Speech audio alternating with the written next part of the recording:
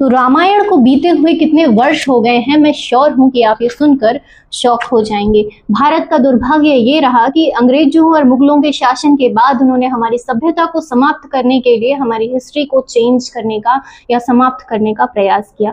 इसी की वजह से बहुत रिसर्च करने के बाद ये पता चल पाया है कि रामायण का एग्जैक्ट काल क्या था, उसका समय क्या था। तो वायु पुराण में दिए गए श्लोक के अनुसार हमें ये पता चलता है कि 24वें त्रेता युग यानी कि जो वैवस्वत मनवंतर का जो 24वीं चतुर्युगी था, उसका जो त्रेता युग था, उसके अंत में श्री रामचंद्र जी ने रावण का वध किया था, ऐसा इस श्लोक के अनुसार पता चलता है। अब मैं इसको कैलकुलेट करके बताती हूँ कि जो 24वां त्रेता युग है उससे जो 28वां त्रेता युग तक का टाइम है, वो अगर हम कैलकुलेट करें, एक चतुर्युगी का काल होता है 43,20,000 वर्ष। तो 4 चतुर्युगियों का काल हम इसको 4 से मल्टीप्लाई करेंगे तो हमें मिलता है 1,72,80,000 वर्ष।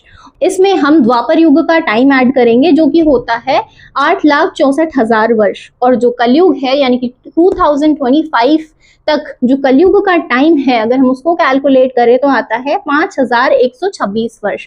इन सब को ऐड करके जो रामायण का काल निकलता है, जो हमें टाइम मिलता है 1,81,49,126 वर्ष। यानी कि अभी तक हमने जो टाइम सुना था वो ज्यादा से ज्यादा 10,000 5,000 वर्ष रामायण का सुना था, पर जब ये पता चलता है कि वो 1,81,00,000 वर्ष पुराना है, तो ये टाइम से हमें ये पता चलता है कि रामचंद्र जी का चरित्र इतना ऊंचा था कि 1,81,00,000 यानी कि लगभग 2 करोड़ साल बाद भी उनकी हम पूजा कर रहे हैं। तो हम सबको उनके चरित्र से कुछ सीखना चाहिए कि उतना ना सही पर हम प्रयास करें उनके गुणों को अपने अंदर लाने का, ताकि हम भी अगर सृष्टि से जाएं तो उसको कुछ देकर जाएं। ओम नमस्ते।